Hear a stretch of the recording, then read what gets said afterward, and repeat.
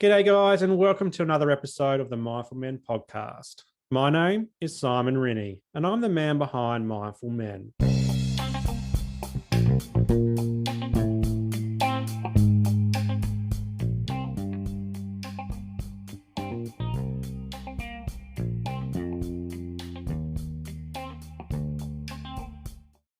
I'm super excited today. I've got Leroy Four from the Fit Dad Lifestyle just up the road in Noosa. How you going, Leroy? Very well, Simon. How's your weekend been, mate? All right. Yeah, good, mate. We had the kids off to Australia Zoo with their auntie, so we had some nice mum and dad time, which is few and far between these days. How about you? How was your weekend?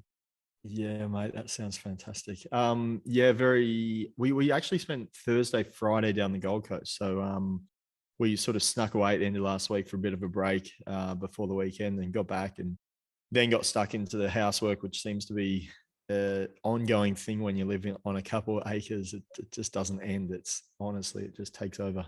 Yeah, and we're actually off to Brizzy next weekend for a couple of days with the kids as well. So we're looking forward to showing them Brizzy. They haven't been down to the Big Smoke yet, so they're very keen to pack their bags and take their toys that they don't really need. But yeah, that's what we're up to, and we're looking forward to it, given it's the school holidays and so forth. But mate, I'm really excited that you're on the show because for anyone who's following me on Instagram and that's how we're initially connected through Instagram. And anyone who's been hearing my story on the podcast, they'll know that a couple of years ago I went through burnout pretty bad, and I ended up spending 3 months off of work. And your podcast and your Instagram page was one of the very first, I guess, social media platforms for men that I tapped into to try and work through my own burnout and how I was feeling at the time. So I mean, I've always loved the content. You're not in the face type kind of guy. You just tell it how it is, and you support blokes around the world. And I'm part of the Facebook group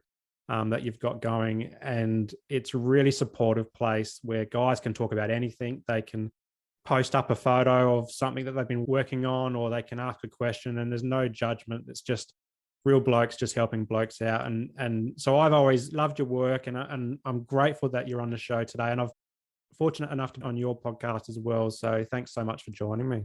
Mate, it's an honor to be here. And mate, yeah, it's been a long journey trying to get everything up and running. And it's because of dads like yourself that allow us to build out this platform and allow a safe space for men around the world to open up about whatever's going on in their life. And that ranges from suicide down to divorce, down to not being able to find the perfect fitness routine, or troubles with the kids, and everything in between. And to be able to create and sort of manage a safe environment where it is free from judgment, like you said, it's very fulfilling. And I'm hoping that it helps shape the next generation of kids by being able to inspire and motivate dads to be the best example they can be. Yeah, wonderful. And we'll talk a lot about that today. And but first I'd like to hear a bit about your backstory and how you came to be where you are today. And I've listened to your story for quite a bit, but I'm excited for you to share it for the Mindful Men community as well. And so yeah, tell us a bit about where you grew up and life growing up, and then kind of how things have progressed since then. Yeah, so grew up in a country town in Victoria called Portland. So it's about 4 hours southwest of Melbourne, down near the South Australian border. Small country town. It's only got about 10,000 people. It's freezing what feels like 11 months of the year. Um, all I really remember now of the childhood, like I'm 36 now. So, I left there when I was 18. So half my life I've been out of that town. And um, it was all about football for me. All I wanted to be was an AFL footballer. Everything I wanted to do every night of the week was go to footy training, and then go to another club's footy training, and play footy at school during breaks. And even to the work experience. So I think in year 9 or 10 you have to go do work experience. I went to the Richmond Footy Club and did my work Mhm. experience, and just everything had to revolve around that. And if I wasn't going to become a football player, then I wanted to become a sports agent. So that was basically what consumes my childhood. Obviously, you had different sports that you do in the off season and summer, and all that kind of stuff. But yeah, mate, it was probably 16, 17, I started making a few different rep sides and was definitely not in the top tier of those rep sides, but definitely in the mix to be able to be there in the first place. And got to 18, went to a Vic Championships. Our team won that. And then got invited down to a couple of weeks preseason at the Geelong Footy Club. Nothing came of that, which was sort of, it come out of the blue and I wasn't prepared. I'd just come off a week of schoolies and I wasn't expecting anything to happen. And at that stage, it's probably a little bit different back then, or maybe it's not so different, but when we were going through the whole football system, if you weren't picked up at 17, 18, 19, you're basically done. Your chance of getting drafted after 20 were, non-existent essentially. These days now people are getting picked up at 26, 27, and there's all these different things that they do, realizing that mature age players are actually more beneficial because they've, gone through the state systems and the bodies have developed. And yeah, so I moved to Brisbane at 18, finished school, moved up to Brizzy, played state league up in Brisbane for a year, and then just basically got to that stage where I was now 19, on the way to 20, and it was like, look, I can keep trying this for a year, 2 years, 3 years. I was having troubles with my knee. I was having trouble with, a few different injuries, and I'm like, it's probably done. Like I can just keep playing state league and just, be a great player here, but the dream of actually making to that, elite level is probably not happening. And because that was all that ever consumed myself at school, I never wanted to go to uni. I never wanted to do a trade. It was just footy, footy, footy. And I had a couple of relatives in the military, and at the time, there wasn't any conflicts like Iraq and Afghanistan were maybe just about to kick off. Timor obviously was kicking off, but it wasn't like the war fighting stuff. It was just, more peacekeeping by that stage. And yeah, I bet at the same time they were traveling the world. They were, always out doing like abseiling or rock climbing or, traveling to Hawaii for a training exercise and, keeping fit at work. And I thought, well, this could be a solution. Like they rave on about it. It's like a footy club environment. You're with 30 other blokes. You get paid to keep fit. You get free medical, free dental. They look after, rent assistance, and I get travel the world. Like this is perfect. Yeah. So yeah, mate, that sort of drew me in 2005 to join the infantry. So I was there for about 6 years. I was post up Townsville for 3 years and then down in Brisbane for the last couple after that. And yeah, got to deploy to East Timor in 2007, 2008, which was a great experience. And at 21, it was definitely a very quick way of becoming an adult and, realizing that you need to switch on because, you've got the responsibility of, not only yourself, but, other people around. And even that was a more peacekeeping, I guess, exercise for that 6 months. It definitely had its highlights and, sort of those adrenaline rush experiences, which were, definitely some of the highlights of the trip. Yeah, I remember all the adverts they had a couple of years ago of joining the military, and it was all around that travel side of things. A lot of images of blokes jumping off of boats into water and scuba diving and trekking through forests and all that type of stuff. So I can see why you might have been drawn to that type of thing back then. Go back a step to your footy days. I grew up in Adelaide, so I grew up playing AFL as well. And I was listening to you on the Jeff Lopes podcast, and you were talking a bit about when you were that 16, 17 age. And I was very similar. Like, I was starting to play, under 16s rep footy as well. But then all of a sudden at that age, we kind of introduction to girls, introduction to partying, drinking, all that type of stuff. And I'd like to hear your journey through that 16, 17, 18-year-old state, because you mentioned before that you'd had the chance to go down to Geelong Footy Club and trial, but you'd come out of schoolies, which is for anyone who doesn't know schoolies, it is just getting on the gas. Yeah. as much as you can because you're 18 and you can drink now. But like, do you remember back then when you were that age, like the kind of lifestyle changes that you're going through with your mates and school and all that type of stuff, but also trying to juggle footy at the same time? Yeah, mate. When I think back, like obviously footy was, for a lot of us, my core friend group, we all played in the same teams and the same rep sides. And, it was a very big part of, our life and much the same, part of the town. Like the town revolved around the football club Mm, in the winter. And then, it, because the town had its main sort of team, but then it had a heap like a lower league that had like 3 or 4 other teams. Like it was just footy mad. Everything was about footy, and being in Victoria, naturally, it's the main mm, sport of the state. Um, so yeah, probably that period.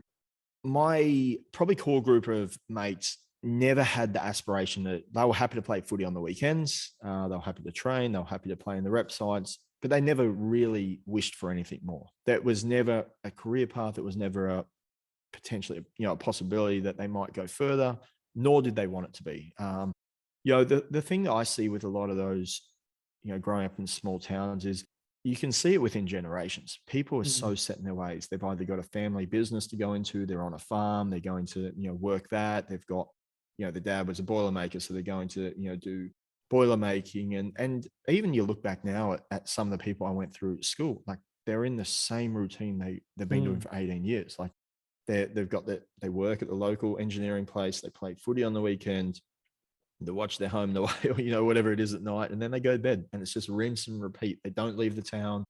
They might holiday to Melbourne, but they'd never go overseas. It's just like it's just the life they're accustomed to. They're just so happy in their little bubble. And I never felt like that was for me. But at the same time, when you grow up 4 hours away from the city, you do get drawn into getting a girlfriend or parties or going out and about and you know just doing random things with your friends, and doing that takes away from your dream. So you sort of got to juggle with, well, hey, this is my dream, but I don't want to miss out on this over here because this is the reality of now, and Yeah. the dream of 2 or 3 years time. This one night on the piss or celebrating this 18th birthday, yeah, it's not going to matter today, but is it going to move me there closer tomorrow? And probably at that mindset, you're like, oh, fuck it. I'll just, do what I've got to do with the boys. Mm. And yeah, so mate, that'd probably be like looking back now, it was a very hard place to be,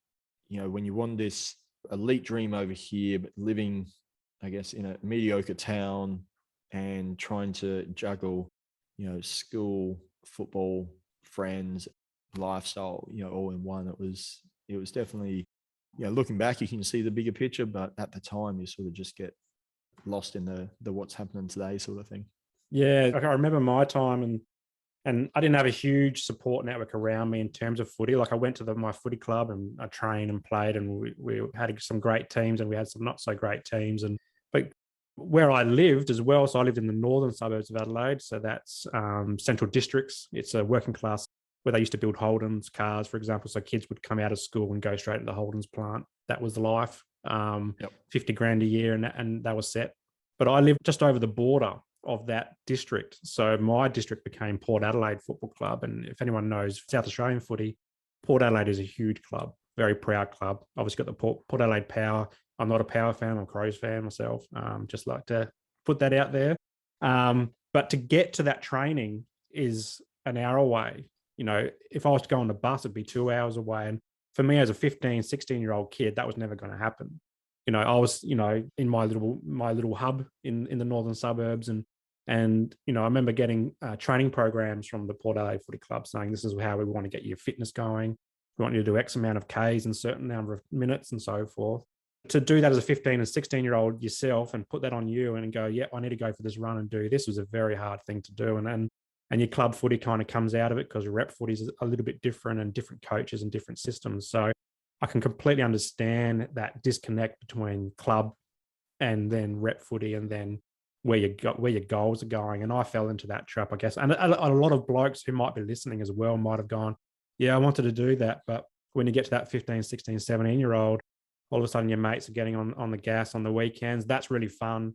We haven't been able to do that because we're approaching adulthood and the talk around the week at school is what party we're going to on the weekend as opposed to who we're playing footy with Yeah. or Or what time whatever. you're So drinking, like halftime of the next game, like mm, who can go the bolo for us, because we're going to start pre-drinking then before the 18th yeah. birthday that night. So And who looks 18 and can grow, a yeah. beard to walk through the drive-through and get a carton of beer. So I can completely understand that mindset. And I think what I love about the fit dad lifestyle is you always talk about no regrets. But I wanted to talk about this because it was your dream back then, and you stepped through the Geelong Footy Club doors and you did your work experience at Richmond Footy Club, and you're a Richmond fan, aren't you? Yes. Yeah. Yeah. So mate, So had good success the last few years, but before that it was 20 years of misery, mate. I won't mention that. It was a 2017 grand final. I had my gear on, and yeah, we've been shit house ever since. Basically, playing for draft picks. So you've stepped in those environments, and that was your dream. But have you ever looked back on that part of your life now that you're a bit older and gone, oh, I wish I didn't get on the gas with my mates, and I wished I did take that next step with my training or my mindset to actually make it in the AFL? Like that's probably the biggest regret of my life, is not, following through with that. But I think just, mate, the mentality, like we weren't exposed to different, like training programs, like you said, like being around bigger clubs, like, your rep things were probably around Robin sort of weekend during the year. It wasn't like it was ongoing every 2 weeks or 4 weeks or something like that. And yeah, mate, in hindsight, it's easy to look back with the knowledge I've got of not only the health Mm. and fitness industry and, also having great friends who did go on to, make the big league, and then working with other people who were in the system and interviewing other people on the podcast. Um, but I'm very content now with where I am. I look at the business side of stuff and, the entrepreneurial journey, I guess you could say, as a bit of a sport of business now. Yeah. So, or business of sport, whichever way you want to look at it. And I sort of get that same thrill now out of, the stuff that we do online and the stuff that we're trying to, create. And then on top of that, my son, he started playing basketball, and Mm. I get just as much excitement. I'm very shy. Like, I'm not someone on the sidelines who yells out. Like, my wife, tells me to, cheer more or clap. Like, I'm very guarded, and, I'm not really outspoken. I'm not yelling, stuff out or giving them pep talks about what they done wrong or anything like that. Like, I'm just really just immersed in the experience. And I think that just the love that I had for sport has now allowed me to,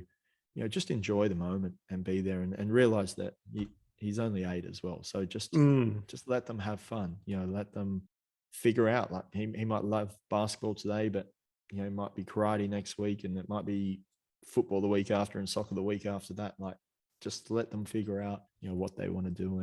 And that's where I'm sort of now pushing a lot of that, so I don't have the regret, of something else related to Mhm. sport later on. It's a great point because I remember growing up playing footy and I did athletics and basketball, pretty much anything you can think of, I did it.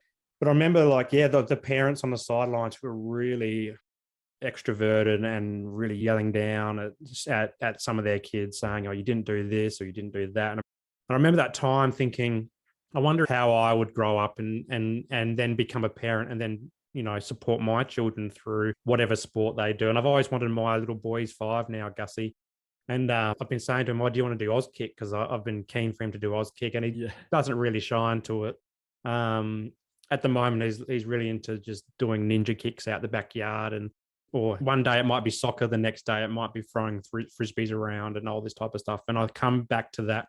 Well, I used to hate getting pressure to go to footy training, particularly the rep club, because I didn't know anyone else. I was the only one from my district there. So when it comes to Gus and my daughter Pippa, I take that step back and go, well, as you said, just let them do what they want to do and just enjoy them doing what they're doing and how they're doing it. And if they're doing it wrong, that's okay. They're learning. And at the least I can do, and the most I can do is just enjoy that moment and be present in that moment.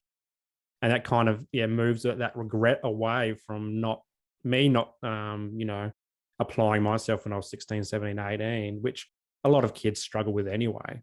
You have to have a kind of an elite mindset or even an elite support system around you, I think, at that age to to persevering and make the big leagues in that sense. But yeah, like if I can just be there for my kids and just do whatever they want to do, if it's trampolining one day, if it's sometimes Gussie pulls out some really cool hip hop moves, and I'm like, maybe he's going to be a dancer. That'd be cool as well. And that kind of pushes that regret, my own regret away, and so I can be the better dad that I can be for him as well. So I love that, about you, and that really shines through in the Fit Dad lifestyle brand that you've got going as well.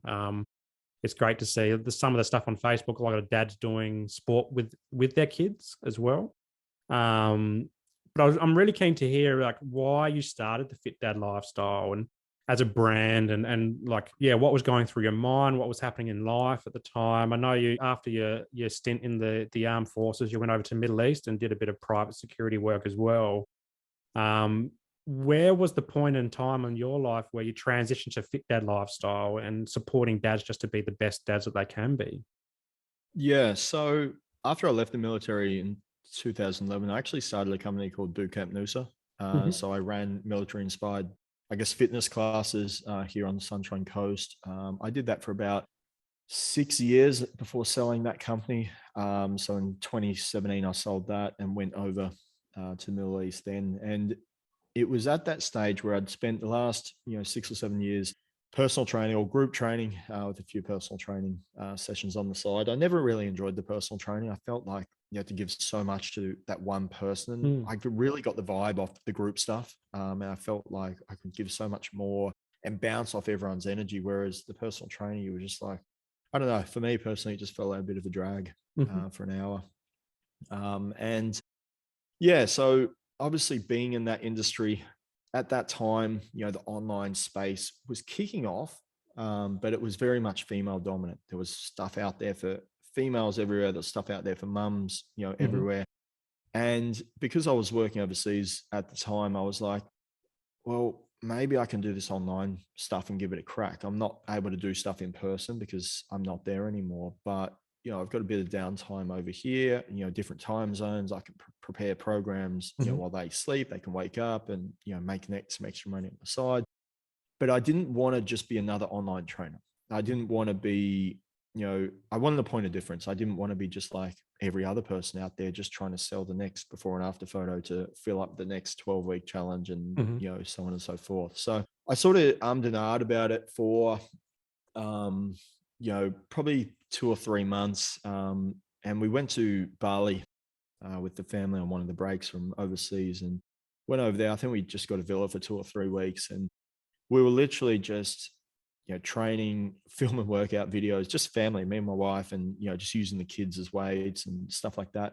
And I chucked it online, I think, just on our personal page, and just coming off, we had a lot of old clients on there, Mhm. and, people were just messaging, hey, you know, what sort of stuff can I do with, my family, or what can I do? Can you write me up a program and do it with my kids? I'm like, didn't think anything of it at the time, and chucked up a few other different random stories, and people were like, hey, can you set up a group or something where you can post these workouts to instead of just your main page? I'm like, yeah, okay. And it started off with a few old clients, then it turned into a few old clients and some friends, and Mhm.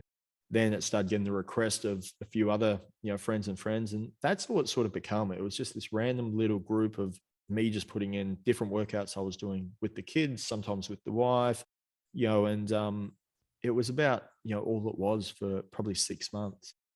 I really, I felt lost. I stopped doing the private security stuff about a year in, because I was just a bit lost. It was a lot of way, like it was 8 weeks Mhm. away at a time.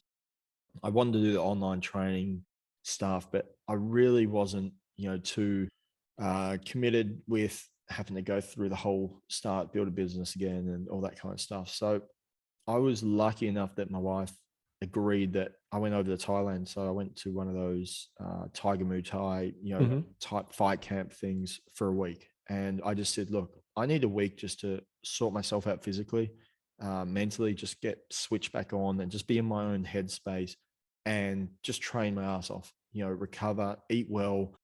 And so that's what I did. I went over there for a week. Every morning I'd train, every afternoon I'd train. I'd had ice baths, saunas, like really got myself, you can't get yourself in shape in a week, but really just got back in that routine Mm. and sorted myself out, physically and mentally. And every afternoon I just laid up in the sun. Like, I love sunbaking. I love just, laying out in the sun.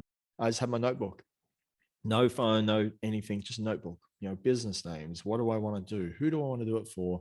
Why do I want to do it? What resonates with me now? And that's where the Fit Dad lifestyle, like, everything kept coming back to, well, I want to do stuff with my kids. I Mhm. want to create something where I can be around my kids all the time, travel the world, be there with the kids. And yeah, the Fit Dad lifestyle name was, thought of on that rooftop deck there, sunbaking. I already knew that it was a bit of a niche, so it wasn't similar. It didn't have to become a all-in-one personal trainer to everyone.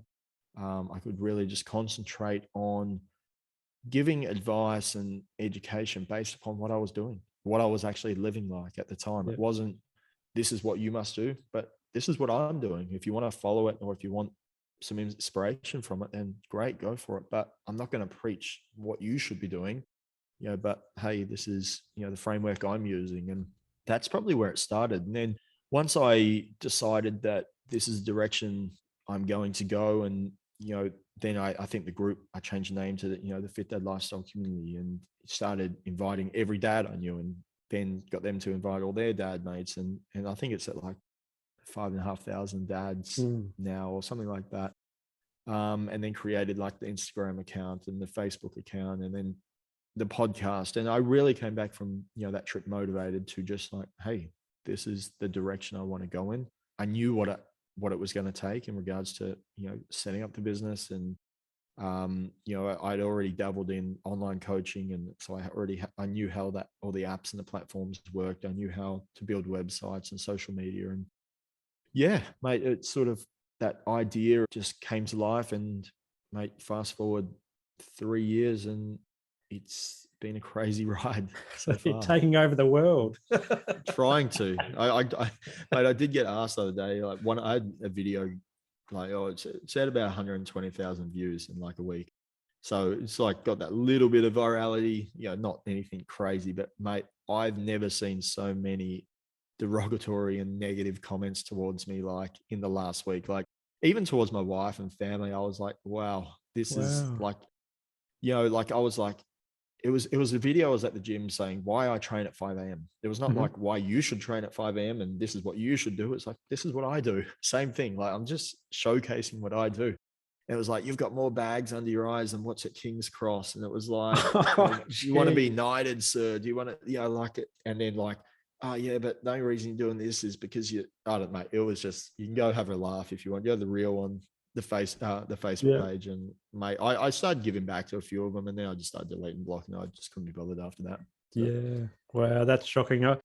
I actually drive past that every now and then when I'm putting my daughter to sleep, because sometimes she needs a bit of a car ride, and I'm like, oh, there's Leroy's yeah, gym. yeah. I'm definitely not going to be there at 5 a.m. in the morning, but I know No, he'll be there. So yeah, oh, that's just that social media space can be a bit shocking and so forth. But when you were setting up the branding and you were honing in on dads, did you think in yourself, because a lot of guys, myself included, trying to get business up and running, that you were cutting yourself like 50% of the market out? Like, how did yep. you get through that kind of psychological block if you had one? Mate, I still have that now. Obviously, having the Fit Dad Fuel supplement range that supports everything that we do, from a financial point of view, I still think of that now. Well, maybe we'll just bring out the Fit Mum. Maybe we'll just bring out Fit Kids. Maybe, and Yeah. they are in the works, but it's like for that exact reason. I've niched down. Not only am I half the, you know, population of, male versus female, but then I've gone dads, which is another subset of that. And then I've gone dads that even want to associate themselves calling fit dad. And, I've just gone bang, bang, bang, bang. My niche has gone from, this to like this little subset over here. But, it's something that I still have conversations with people, in the Mm. last week. Like, should we rebrand? Should we change it something else? Should we be more, for parents, male and female, or just parents in general? Like, but then everyone's like, well, what you've built and the name and Mm. everything is, it just works. Yeah. And you don't need, to appeal to those both genders, because then all you're doing is going directly what you didn't want to do at the start, and now you're appealing to everyone, because essentially, I think it's 70 or 80% of people over 30 are parents anyway. So it's like, well, you're still appealing to that same market, so I do fight that demon. Every week I have an idea and get my designer, shout out to you, Sam, for putting up with my changes to give me new logos and new graphics, and yeah, but it's something I'm just got to stay in my lane. I Yeah, really and do. I mean that's why I clicked on follow.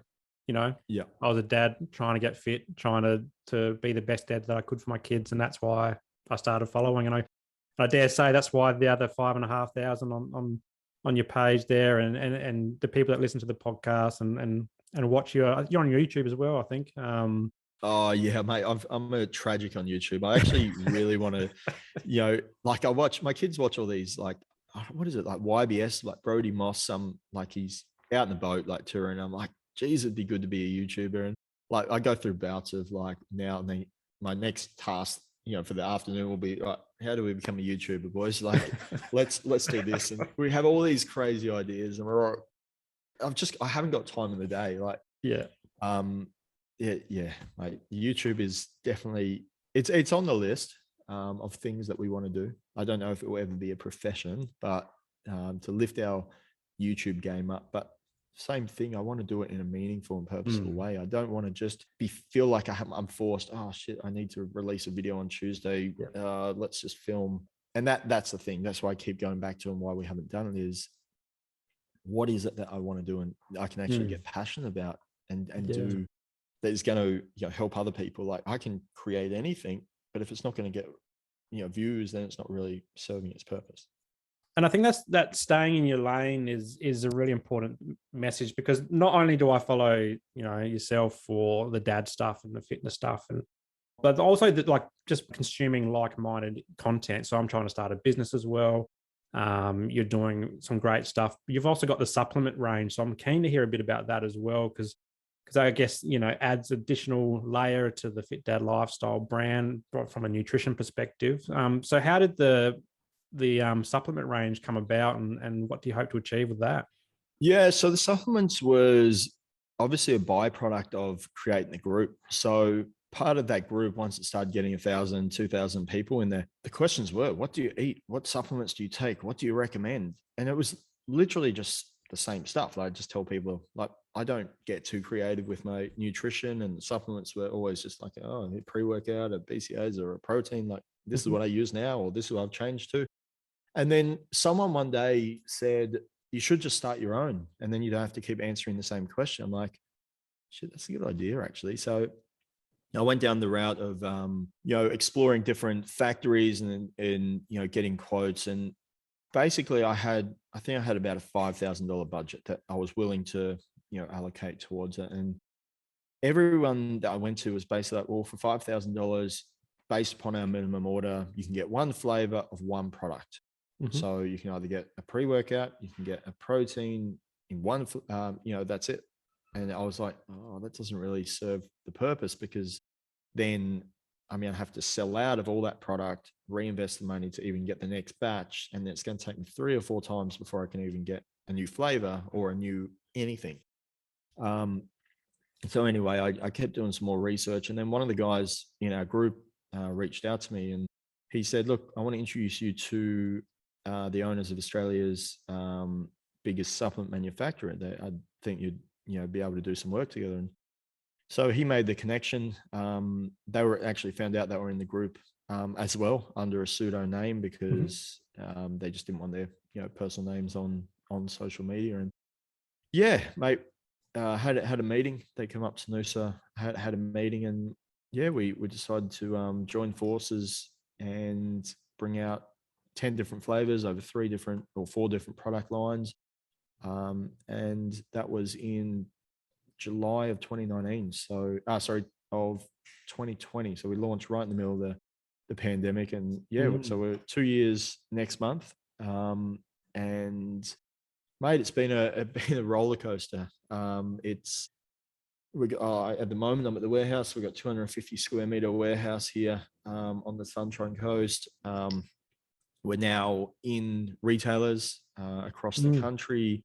We've had, I think, the latest order was about 8,000. So we've had 8,000 orders come through the website in that time as well. We're servicing different mining sites. We're in a few IGAs and just a few random things like that. So, wow, mate, it's crazy to tell you the truth. I've been very lucky. So it's just me and my wife that do everything. We've got no other staff or anything like that. And, you know, especially because I've had quite a bit of travel this year, she's been an absolute superstar in regards to, you know, making sure that the orders are still staying on top of things. And, you know, it's been a crazy ride. So it's going to be interesting to see where the next 12 months takes us. If anything, I think we're going to be probably reducing a few SKUs.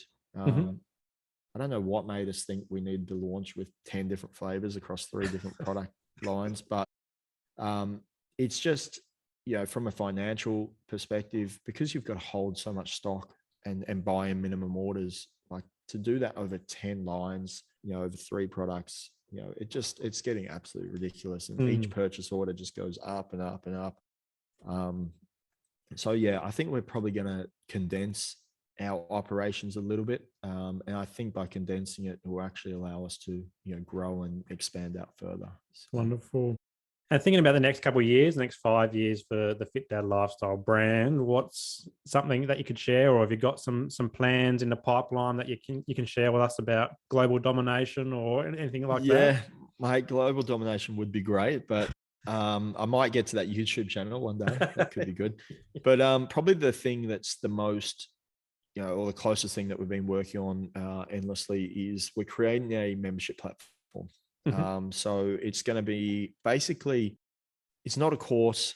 It's not somewhere where you go and get an 8-week program or 8-week meal plan. It's actually just a resource center. So it will be paid. You will pay to have access to it, but it will have, you know, 8 different pillars that we've identified as, you know, the pillars that are most appropriate to dads. And we want to use it as a one-stop shop. So if you need fitness stuff, everything's there that you need. There's access to our app, there's access to different training programs and so on and so forth. If you need nutritional stuff, there is meal plans, but there's also guidance and videos and education on why, you know, you should be doing what you're doing. And we don't want it to be a place where we're telling you what to do. We don't want it to be a place where, you know, you're signing up to something and this is what you do for the 8 weeks, whether you like it or not. Like, we're trying to educate people on following on with what they're passionate about and what their, you know, motivation is. And, you know, there's going to be interviews there with, you know, psychologists and divorce lawyers and people who are experts in their field across a multitude of, you know, different professions. And also just somewhere where we can collate everything that we've got. Like, we've got a podcast over here, we've got a website here, the socials here, this content, that content, and it's all just scattered. Like, to get everything, you know, I just want it in one place. So if someone wants advice on mental health, this is the tab for mental health. Go there every week. There's at least an hour or 2 of content added to that section every week.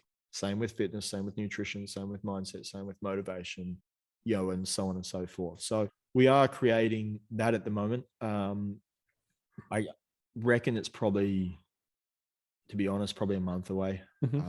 I really want to make sure it's perfect, because I've dabbled in doing different like course stuff or paid membership stuff in the past, and I've never really been satisfied or done it to a level where I'm happy with.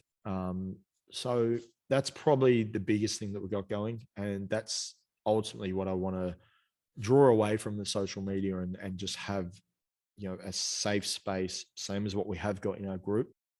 It has got like news feeds and, you know, all the different stuff. And really be able to have this place for dads, like a one-stop shop for fathers worldwide. That sounds amazing, mate. I'm really looking forward to seeing it come out and seeing what it can do, because that one-stop shop for dads who are often time poor, let's face it, would be a great asset for them. So definitely. yeah, thanks for putting it together. But I want to switch it up a little bit and talk about fatherhood for you, because obviously fatherhood is a big thing of reason as to why you do what you do. And I know you've recently had a third to your tribe, and and love to hear how things are going with the family and the kids, and particularly around your parenting journey and what's some of the things that you found easy, but also what some of the things that you found particularly challenging and how you might have overcome some of those challenges. Yeah, definitely. So we've always run our own businesses ever since our firstborn Harry was, born 8.5 years ago. So it's probably a little bit different to most parents, or a lot of other dads listening, and it's probably allowed me to be in the position I am now. Not because I haven't had the sacrifice and and the risks to get to this position, but I've got to spend a lot of time with our family. My wife has spent the vast majority. I think there was a year or two period where she went back to work there, but the vast majority she's been a stay-at-home mum and helping out with everything that we've had doing, with the businesses as well, which is a job in itself. So I've been very lucky that she is just a super mum. Mhm. Motherhood came so natural to her. She had an elder sister who had kids before her, so she was exposed to that, and sort of had the vast understanding of how it worked and how the newborn stage was, and so on and so forth. So yeah, she's really taken motherhood in her stride, and which has sort of been a really good transition for me to not feel so lost. I do still feel lost when she goes out and I'm looking after the kids or anything like that. I'm like, oh shit, what was I meant to do? How much formula, like, and all that kind of stuff. And um, but yeah, it's definitely, she's made it very simple, and Mm. being able to be involved with the kids. I didn't have a full-time job where I went, at 8 in the morning, come back at 5, for example. I was always personal training, or so it was, start at 5, finish at 8, 9 o'clock in the morning, have most of the day, then start again at like Mm. 4 till 7, and then have the night. So I think that's probably been the biggest win for us as a family, is just being able to be there for every moment over the last 8 years. And we've got our middle son, he's 5 turning 6, and then our daughter, she's 15 months Mm. old. So mate, it's definitely been a roller coaster. There's stuff that happens every week, as especially with the eldest now, he's starting to, develop, and those hormonal changes are starting to, Mm. kick Yep. in, and he's starting to, different emotions, and, find himself as, I think, they start to go through at that stage. We homeschool our kids now. So we pulled them out of school mid last year, our two oldest ones. And that's probably been one of the best things that we could have done as well, because we still follow a curriculum. So we still follow a curriculum set by the Queensland government through a third party, provider. But it's done in a couple hours a day. It's over. They're following the same curriculum, doing the same, different testing, but we do it in a real world manner. So my eldest son, he's really into coins and coin collecting and learning about different country coins at the moment. So we associate the maths back to what his passions are at the time. We don't Yeah. just stick to the Yeah. textbook at every stage. We sort of keep it to what's relevant, or even when they're at the warehouse, they'll be counting, different sachets or tubs or protein packets or shakers or something like that. And, they don't really understand at the time, but they're learning real world, I guess, knowledge based upon doing stuff that they may be exposed to in the future, rather than being stuck in a book or an iPad the whole Yeah. time and just, being told to fill in this worksheet because they got half an hour to do it. So yeah, mate, it's probably been, we had a bit of a obviously break before our third, like 8, 6, and then 15 months. So, mate, having a little girl as our third has been definitely something that's just brought the family unit, Mm. closer than it's ever been before, because you sort of, and I guess having it within the pandemic as well, and being lockdowns and stuck at home and can't travel overseas. And we were always a family that was go go go, whether we're not on holidays or traveling somewhere, we're out doing something. And it really forced us to just take a back seat and just really enjoy that family time. And even now she's going to that stage where she's starting to talk. It's mum this, dad this. She's running around, she's always got that cheeky grin on her. She's starting to eat all these random different foods, and just the facial reactions to, different tastes and different experiences. And mate, it's definitely been a wild ride, but I wouldn't have changed it for anything. Yeah. So you got the kids at home, homeschooling. You got a new bub in the house, or 15 months old now, trying to run a business. I guess these all present huge challenges for any parent. How do Yeah. you manage through that and make it work for your family? Well, mate, I hide at the warehouse for about 3, 4 hours every morning. Even if I don't have anything to do, I'll do my work here just to get out and clear my head. But yeah, mate, as I mentioned before, my wife is Yeah. superhuman. Like, she does a lot of the teaching, if not, majority of it.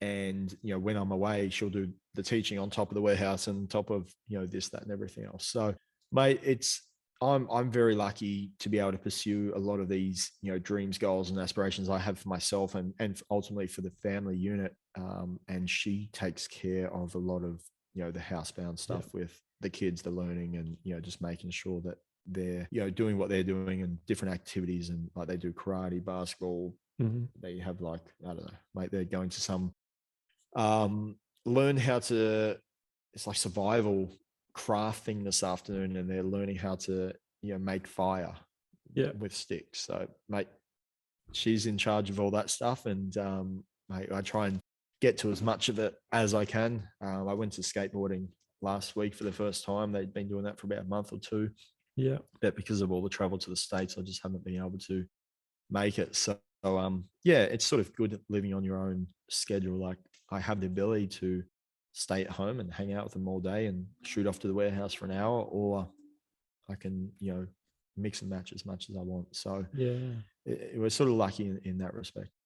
I love some of the content you put out where you got the kids involved in the business as well. Like you mentioned, homeschooling and teaching them putting tubs together or putting orders together. And they always reflect on that Ben Lee song where he talks about long division doesn't matter. And the stuff that we learn in school, we don't necessarily apply to real life. So I'm loving that you're homeschooling, but also bringing that business acumen, the entrepreneurship into Yeah. their day-to-day life, so they can explore the world in real life and have more real life skills. And a lot of kids that sit in the classroom don't get, myself included. School is quite a boring place for a lot of kids, and I Yeah. think it's a bit disconnected from what real life actually is. So it's great to hear that you're applying those real life skills to their studies at home. So, um, mate, I'd really love talking to you every time we get the opportunity. But I've got a few more questions if you don't mind. And Yeah, mate. Go for it. I'd love to hear some advice that you could give to someone who might be struggling with parenting, or like a dad, struggling with parenting, struggling with their fitness, and they're looking for some sort of support and so forth, and advice that you can give them to maybe where they can get some resources or what they can do for themselves that's easy to do, that you're happy to share, so that they can be that 1% better today than they were yesterday. Yeah, definitely. My biggest bit of advice, for fathers in general, and it's something I preach all the time, is get up earlier. And everyone can get up an hour earlier. Yeah, it doesn't mean sacrificing your sleep, like I've been bashed in the last week online for mentioning. But even if it does mean sacrificing an hour of your sleep, like, chances are before bed, the people that say they've got no time in the morning are the ones that are staying up watching Netflix, flicking on their Mm, phone, writing back to comments, watching YouTube, doing whatever they got doing. They can go to bed an hour earlier. The reason I tell people to get up earlier and train is, chances are, most guys start work at, 6, 7, 8, whatever time is. That time before 6 o'clock is the golden mm, period to get whatever you got going on, because chances are your kids are still asleep. Your wife's probably at home with them. So the reason I go to the gym at 5, and why I recommend other people do, is you can get your workout done, quickly call into the bakery if you need, pick up some milk and bread for, the family or whatever, and get home before the children wake up. mm. Now, at that time of the day, there's no one pulling me from any other direction. My phone's not ringing. I'm not getting SMSs. Social media is what it is, but if you don't check it, it doesn't affect you. Emails aren't coming through that are pressing you need to get done in the next hour. And you're not getting called into any business meetings, and your kids aren't getting, home from school. And these are the biggest things that I find people struggle with in the afternoon is, kids have got school sports commitments. They're either may get sent home from school sick. You might have a meeting, you might have traffic, you might have the wife gets pulled in a different direction. You need to go pick up the kids from the babysitter or whatever. And there's a multitude of different things that can affect your afternoon workout plans. And that's why doesn't happen today, doesn't happen tomorrow. Third day can't be bothered. Fourth day, doesn't happen again. And that's why people fall off the bandwagon, because they can't find that consistency or, discipline to be able to get it done, potentially at no fault of their own. It's not because they're choosing not to get it done. It's just life pulls you in different directions when you've got responsibilities as dad. So my biggest thing would be get up earlier. Yes, it means going to bed earlier. If you still need to maintain that same level of sleep. Yes, it's going to suck for the first, couple of weeks. It's going to be colder. You're not going to feel like it, but the gyms are going to be quieter. You're going to be able to stick to that routine without getting distracted. You're going to be a better person. You tick off that first, goal of the day. You can look after the family and still be back by the time they wake up. So if you look at it from, I guess, the macro, by doing all these different micro things, it works. It really does. So that would be my biggest suggestion is just get up earlier and start, like you mentioned before, 1% better than yesterday. And it doesn't have to be the gym. I refer to gym because it's what I do, but if your passion is skateboarding, surfing, Zumba, boxing, whatever it is, do that, because if it's a passion of yours, then you're going to stick at it long term. And, if you can find yourself sticking at long term, then you're not going to find the excuses that creep in and saying you don't want to go do that workout because you hate it and you feel like you're forced to do it. And once again, if it's a passion, then chances are, in 3, 5, 7, 10 years time, depending on what age your kids are, it's something you can get them into as well. And if it is surfing, then what better thing than waking up at 5 o'clock to, get the sunrise surf in with your son or daughter, in 10 years time. Like that should be what you're striving for. It's being able to maintain your health and fitness now so that you can do those things that you love, in the years to come.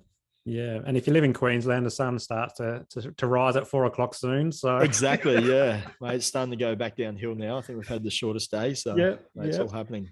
Wonderful, mate. That's great advice. And I always love your mantra of the 1% better than yesterday, because 1% is achievable. We don't have to climb mountains every day. We can just take one step, and one step can be 1%, and following your passions and your dreams, and even what your kids are doing. If you've got none yourself that you can identify as what are they doing? And is it skateboarding? Is it scooter riding? Is it jumping on the trampoline or whatever it is? Yeah, that 1%.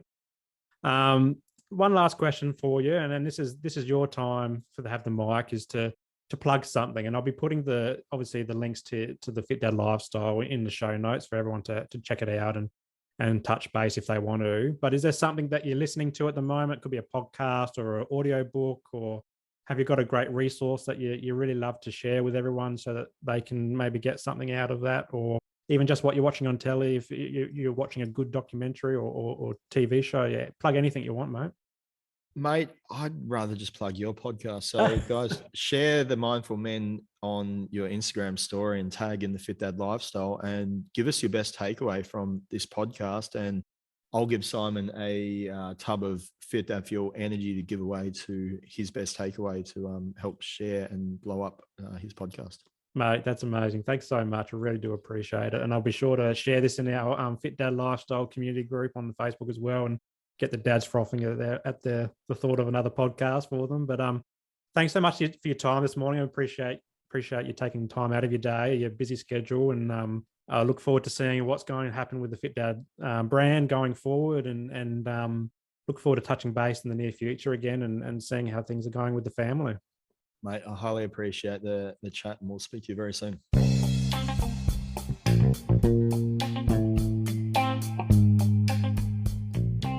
If you enjoyed today's episode, make sure that you like it and leave a comment, and then share it with your mates.